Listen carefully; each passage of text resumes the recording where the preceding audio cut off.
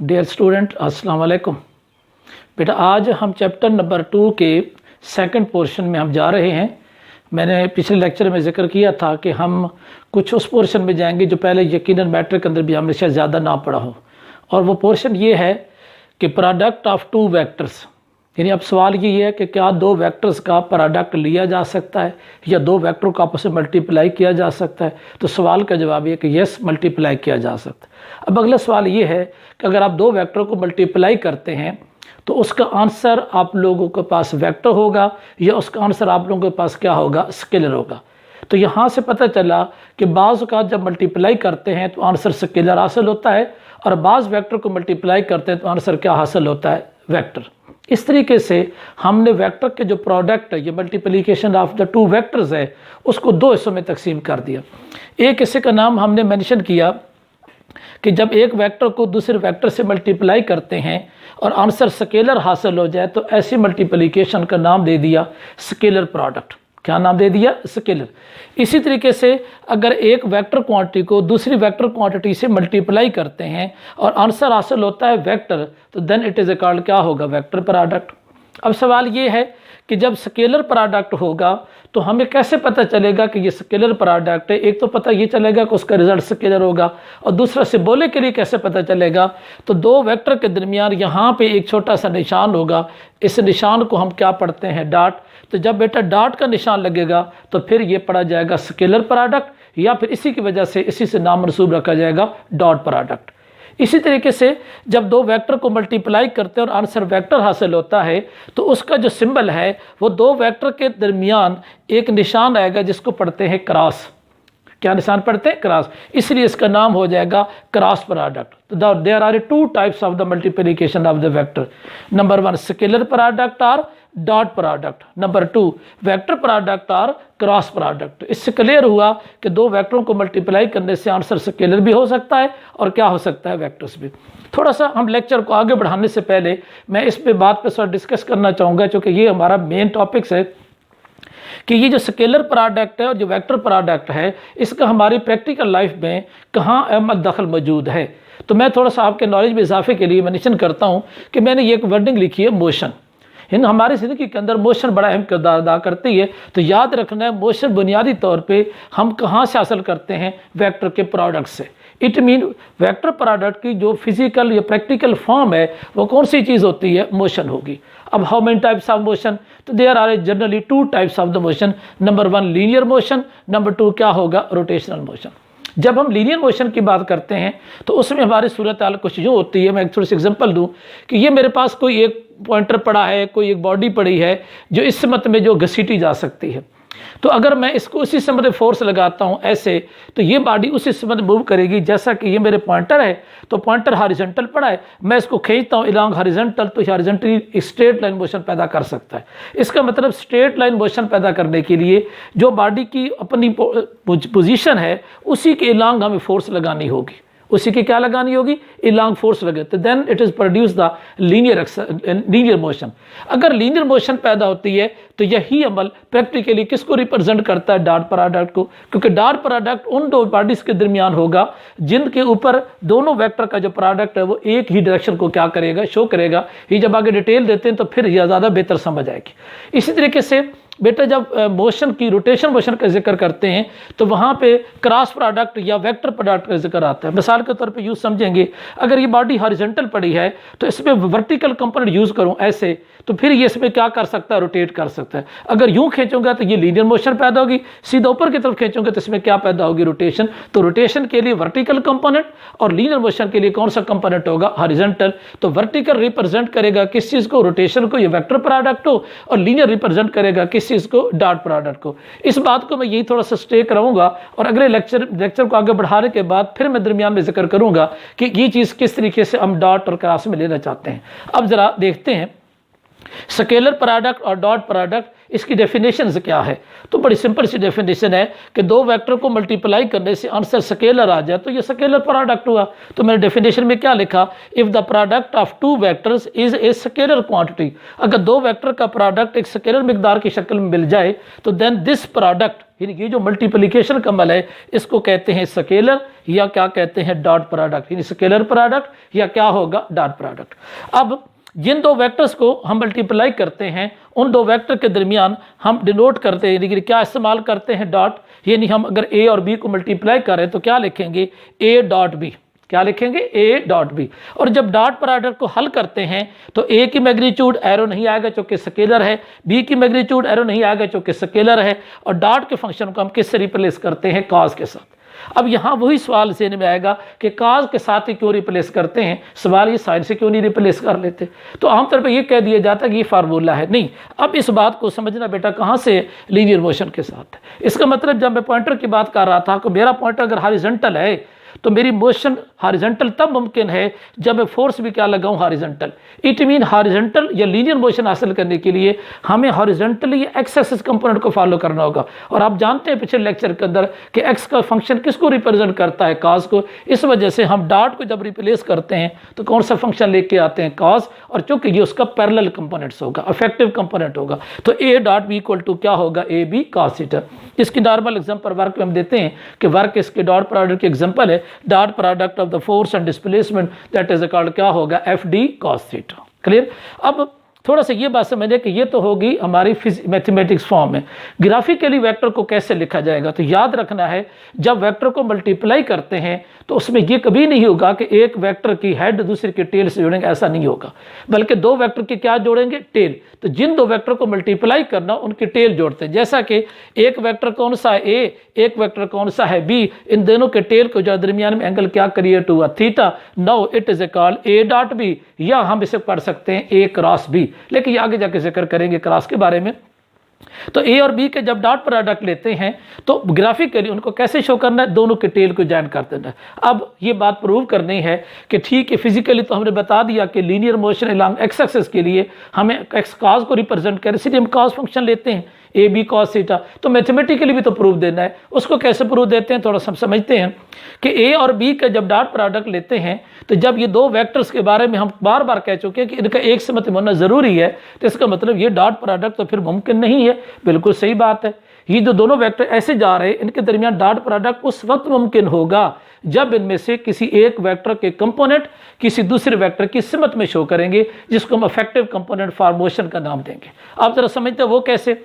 Late से अगर ए और बी का मैं प्रोडक्ट लेता हूं तो ये मैं छोटी सी एग्जांपल में यहाँ डायग्राम में समझें। ये बेटा नीचे ए वेक्टर्स है, ये वेक्टर कौन सा है? बी। तो सबसे पहले हम बी के क्या हासिल करेंगे? कंपोनेंट हासिल करें। कंपोनेंट हासिल करने का तरीका आप लोग पीछे पढ़ चुके हैं कि हेड से प्रोजेक्शन ड्रा करेंगे, यहाँ से लेके यहाँ तक का जो फासला होगा इसे क्या पढ़ेंगे? B cos theta. और जो थीटा के सामने होगा वो कौन सा होगा? B sine theta. तो बी के दो कंपोनेंट बन गए, एक होगा हॉरिजॉन्टल और दूसरा कौन सा हो गया आपके पास? वर्टिकल। ये जो हॉरिजॉन्टल कंपोनेंट है ये बेसिकली इस ए की सिमत में बनता है, और जो बी साइन थीटा है जो वर्टिकल कंपोनेंट है वो ए के ऊपर क्या बनता है? परपेंडिकुलर। मजीद इसकी तफसील अभी बेटा हम पढ़ रहे थे कि बी के क्या बनाने हैं? कंपोनेंट्स। जब बेटा बी के हम कंपोनेंट बनाते हैं तो एक का नाम रखते हैं बी कॉस थीटा और एक का नाम क्या रखते हैं? B sine theta. तो बुनियादी तौर पे ज़रा गौर कीजिएगा, ए और बी पहले एक सिमत में नहीं थे, एक डायरेक्शन में नहीं थे।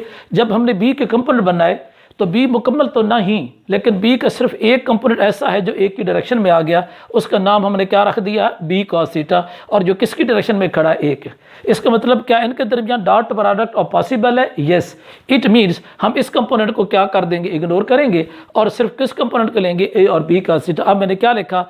ए dot B equal to A, यानी magnitude of A multiple projection of B on A. इसको हम प्रोजेक्शन पढ़ते हैं, बी का वो प्रोजेक्शन अक्स या साया जो किसके ऊपर बनता है? ए के ऊपर बनता है। इसी तरीके से इसका एक और नाम होगा A dot B equal to A magnitude of the component of B on A, यानी बी के कंपोनेंट की वो मैग्नीट्यूड जो ए की सिमत में बनती है, इसे क्या पढ़ते हैं? बी कॉस थीटा या क्या पढ़ते हैं? B X. अब हम इसको जरा मैथमेटिकली लिखें तो A dot B equal to A B X, और x का फंक्शन आप जानते हैं किसको रिप्रेजेंट करता है, cos को, तो रिजल्ट क्या आएगा ए बी cos थीटा। तो प्रूव हुआ वो फार्मूला कि ए डॉट बी के बाद ए बी cos थीटा ही क्यों आता है, साइन क्यों नहीं आ सकता। तो उसकी वजह ये है कि इसके साथ वो ही कंपोनेंट मल्टीप्लाई होगा जो उसकी डायरेक्शन के अंदर होगा। तो याद रखना है जो कंपोनेंट बी का ए की डायरेक्शन में आके मल्टीप्लाई हो रहा है, it is called effective component for this vector, या effective component for the motion of this vector. यानी इस वेक्टर की मोशंस के लिए या जो भी चीज़ होगी उसके लिए एक इफेक्टिव वैल्यूज होगी। इस लिहाज से बेटा अब हम इसको पढ़ सकते हैं A dot B equal to A B cos theta, equation number 1। इसमें हमने ए को बी से मल्टीप्लाई करते हुए हमने इस तरीके से पहला रिजल्ट हासिल किया। अब एक सवाल ज़हन में आता है कि क्या सर बी को ए से भी मल्टीप्लाई कर सकते हैं, यानी इसको उल्ट भी लिख सकते हैं बी डॉट ए। तो हाँ लिखा जा सकता है, लेकिन इसके लिए एक लॉ है, मैं पहले उस लॉ का थोड़ा सा जिक्र करूंगा। इस लॉ का नाम है बेटा commutative law for dot product. Commutative law क्या है, mathematically A dot B equal to B dot ए।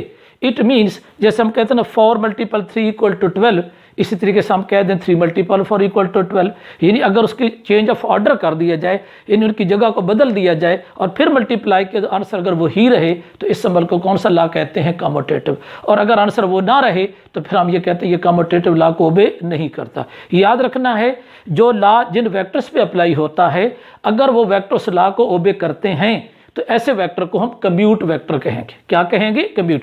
अगर वो ओबे नहीं करते तो it is not commute. It means अब हम प्रूव करने जा रहे हैं क्या A dot B B dot A के बराबर हो सकता है। तो बेटा एक साइड ए डॉट बी तो हम हल कर चुके हैं पहले, अब किसकी बारी है, बी डॉट ए की। तो जब बी डॉट ए हल करेंगे तो यहाँ उसी डायग्राम को चेंज नहीं करना, वही वेक्टर नीचे हॉरिजॉन्टल पे ए दिखाना है, वही वेक्टर क्या दिखाना है, बी। अब जरा समझने वाली बात यह है कि जब आप ए डॉट बी कर रहे थे तो आप ए को बेस वेक्टर बना रहे थे और बी के क्या हासिल कर रहे थे, कंपोनेंट। इसी तरीके से जब बेटा बी डॉट ए लिखेंगे तो अब बी को क्या हासिल करेंगे, as a base component, a base vector, और ए के क्या हासिल करेंगे, कंपोनेंट। इसका मतलब जो फर्स्ट वेक्टर होता है वो बेस होता है, जो सेकंड होता है हम उसके क्या हासिल करते हैं, कंपोनेंट। अब किसके कंपोनेंट हासिल किए जाएंगे, ए के, पहले बी के अब किसके, ए के। जब ए के कंपोनेंट हासिल करेंगे तो ए के हेड से सीधी लाइन खींच के बी को मिलाएंगे, जिससे एक कंपोनेंट आपको यहाँ से लेके यहाँ तक ये हासिल होगा। एक कंपोनेंट क्या हासिल होगा, ये। इसी तरीके से एक कंपोनेंट आपके पास ये हासिल होगा। तो ये जो कंपोनेंट है ए का, इसका नाम है ए cos थीटा, इसका नाम क्या है, ए cos थीटा। और इस कंपोनेंट का नाम क्या होगा, ए sin थीटा। इस तरीके से जो ए sin थीटा वाला है वो वर्टिकल कंपोनेंट जो कि थीटा के सामने है, और ए cos थीटा उसका कौन सा कंपोनेंट है, यहाँ के लिहाज से जो इलांग क्या बनता है, बी। अब मैं यहाँ लिखूंगा B dot A magnitude of B multiple projection of A on B. A का वो कंपोनेंट जो बी पे जाकर बनता है उसका नाम है projection of A on B. Clear होगी बात। इसका दूसरा नाम क्या होगा, magnitude of the component of A on B. A के कंपोनेंट की मैग्नीट्यूड जो किसके साथ बनेगी, बी के साथ, तो हम उसे लिखेंगे दिस। अब बी की वजह बी और इस कंपोनेंट का नाम लिखें ए एक्स या ए cos थीटा, तो रिजल्ट बन गया ए बी या बी ए cos थीटा। सीधा लिख सकते हैं ए बी cos थीटा, वजह क्योंकि ये स्केलर क्वांटिटीज़ हैं, इनकी जगह बदल देने से कोई फ़र्क नहीं पड़ेगा। तो लिहाजा अब आंसर बना B dot A equal to A B cos theta. तो अब क्या समझ आई कि इक्वेशन नंबर 2 क्या बता रही है। इक्वेशन 2 बता रही है B dot A equal to A B cos theta. Equation 1 क्या बता रही है, A dot B equal to A B cos theta. तो प्रूव ये हुआ कि अगर ये दोनों साइडें, ये वाली साइड और ये वाली साइड दोनों आपस में बराबर हैं तो यकीनन फिर प्रूव हो गया कि A dot B equal to किस चीज़ के बराबर होगा, B dot A. It is called क्या होगा, कम्यूटेटिव लॉ। इसका मतलब ये हुआ कि ए और बी कौन से वेक्टर कहलाते हैं, कम्यूट वेक्टर। इसकी मिसाल यूँ ले लें, जैसे हम लोग हैं ना मुसलमान, तो हमारे ऊपर एक कानून नाफिज होता है, उसको हम इस्लाम कहते हैं, और हमें क्या कहते हैं, मुस्लिम। इसी तरीके से एक लॉ है जिसका नाम क्या है, कम्यूटेटिव लॉ। जिन वेक्टर पे ये लॉ अप्लाई होता है उनको क्या कहते हैं, कम्यूट। उनको कम्यूटेटिव नहीं कहेंगे, उन्हें क्या कहेंगे, कम्यूट। जैसे हम इस्लाम नहीं है, हम क्या है, मुस्लिम है, तो जो कानून है वो इस्लाम है, जिस पे लागू होता है वो मुस्लिम है। लॉ का नाम क्या है, कम्यूटेटिव लॉ। जिन वेक्टर पे अप्लाई होगा उन्हें क्या कहेंगे, कम्यूट। ये उसके एग्जाम्पल के तौर पर ले सकते हैं। ये ज़रा देखिएगा, एक छोटी सी एग्जांपल है कि अगर बच्चा किसी कॉलोनी से खेल रहा होता है तो जब फोर्स लगाता है अगर वो धागे को सीधा ऊपर आके खींचता है तो खिलौना मूव नहीं करता, रोना शुरू कर देता है। हम बच्चे को कहते हैं हाथ थोड़ा सा नीचे करे, हाथ नीचे करके खिलौने को खींचे तो वो मूव करता है। वजह, जितना आप थीटा कम करते जाएंगे आपकी फोर्स डी की सिमत में आते जाएगी, और जब फोर्स और डिस्प्लेसमेंट एक सिमत में आएंगे तो इसके अंदर मोशन या वर्क कमल क्या होता जाएगा, बेहतर होता जाएगा। जितना आप लोग फोर्स ऊपर की तरफ ले जाएंगे आपका एंगल बढ़ता जाएगा, तो एंगल के बढ़ने से आप इसकी सिमत में आने के बजाय परपेंडिकुलर चले जाएंगे। इसका मतलब क्या हुआ कि इफेक्टिव वैल्यू हासिल करने का मतलब इलॉन्ग दिस डायरेक्शन, उसी डायरेक्शन में जाने की कोशिश करें, तो तब आप उससे बेहतर रिजल्ट हासिल कर सकते हैं। चाहे आप लोग एफ को ले जाएं डी में या डी को ले जाएं एक्स में, इसलिए हम लिख सकते हैं एफ इंटू डी एक्स, या बाद जगह लिख सकते हैं एफ एक्स इंटू क्या होगा डी।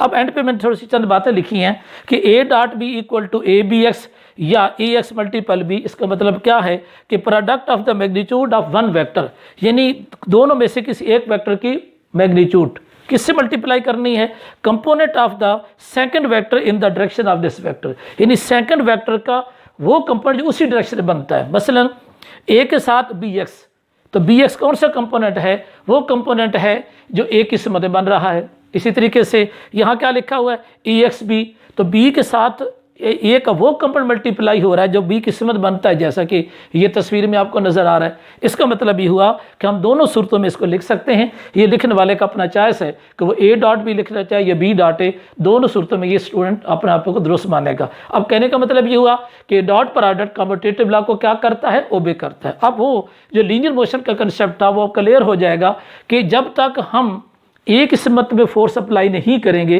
तो बॉडी के अंदर उस लीनियर मोशन का अमल पैदा नहीं होगा।